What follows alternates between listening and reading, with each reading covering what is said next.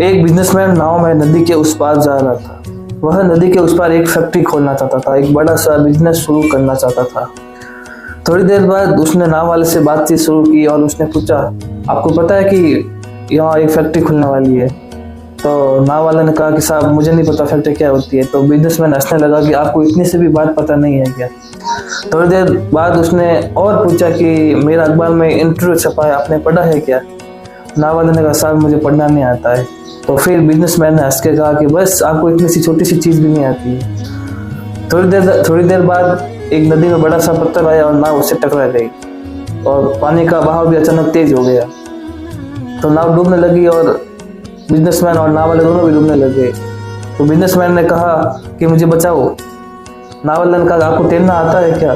Businessman ने कहा मुझे तैरना नहीं आता है। तो नाव वाले ने हंस के बड़ा मजाक के अंदाज में कहा कि साहब आपको इतने से भी चीज़ नहीं आती है क्या? तो बिजनेसमैन ने कहा मुझे बचा ले भाई, मैं माफ़ी मांगता हूँ।